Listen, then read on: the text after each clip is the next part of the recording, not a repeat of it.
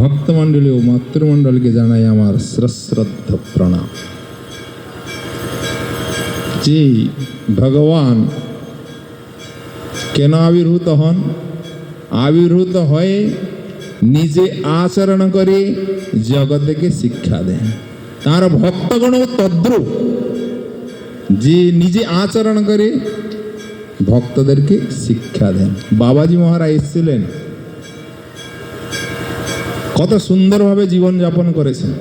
এসছেন কি গুরু নিষ্ঠা, কি চৈতন্য মঠ প্রতি তার নিষ্ঠা, যে এখানে ছিলেন, যে এখানে কি আছে, যে ভালো থাকার ব্যবস্থা না ভালো কিছু, কিন্তু যে বৈষ্ণবের যত দেখো ব্যবহার দুঃখ, সেই তো নিশ্চয় জানো পরানন্দ সুখ।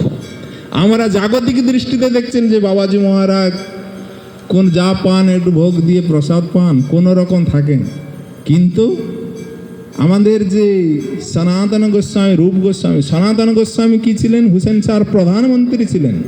রূপ গোস্বামী অর্থমন্ত্রী ছিলেন। তারা সমস্ত ত্যাগ করে এক এক গাছতলা এক এক দিন কাটিয়ে শুষ্ক রুটি আর চানা চিবিয়ে জীবন নির্বাহ করেছেন। যে প্রধানমন্ত্রীর যে সুখ, কোটি সুখ লাভ করেছেন, সে গাছ তলায় বসে ভজন করে, সেই জন্য তিনি প্রধানমন্ত্রীত্ব ত্যাগ করে গাছ তলায় ভজন করেছিলেন। বাবাজি মহারাজ তদ্রূপ। আমরা দেখি বাহ্যিক যে বড় কষ্টে আছেন, কষ্ট না, তার মধ্যে তিনি কোটি সুখ লাভ করেছেন। যে এ ভারতবর্ষ নাম কি করে হলো? যে ভারত মহারাজ যখন দেখলেন ছেলে উপযুক্ত, তাকে রাজ্যভার অর্পণ করে তিনি জঙ্গলে গিয়ে ভগবত ভজন করেছেন। সেই জন্য ভরত মহারাজ থেকে নাম হয়েছে আজকে ভারতবর্ষ। আর আমরা 60 বছর হয়ে গেছি, গভর্নমেন্ট রিটায়ার্ড করে দিয়েছি, তবুও আমরা গৃহ ছাড়তে পারি না। এইটাই দেখালেন বাবাজি মহারাজ, এই সংসারে থেকেও কৃষ্ণ ভজন কি করে করতে হয়।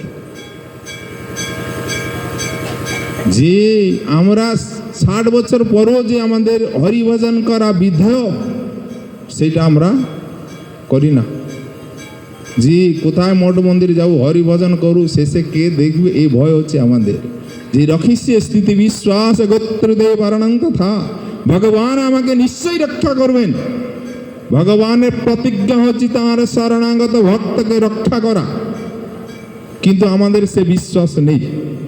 সেই জন্য আমরা গৃহ ত্যাগ করে ভগবত ভজনে অগ্রসর হতে পারেন। সেটা করলেন কে?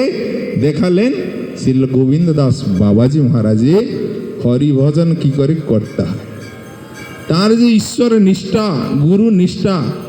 মাঝে মাঝে মায়াপুর যেতেন ব্যাস পূজায়, কিন্তু বক্তৃতা তার খুব ইচ্ছা। কি বক্তৃতা দিবেন? যে বইতে যা আছে সেইটাই শুধু পড়ে শোনাবেন ভক্তদেরকে।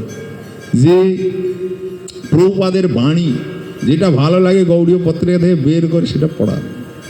আবার মাঝে মাঝে রিক্সারে যখন উৎসব হতেন, মাঝে মাঝে যেতেন, সেখানেও তার ইচ্ছা যে তার গুরুদেবের কথা দুটো বলবেন। যে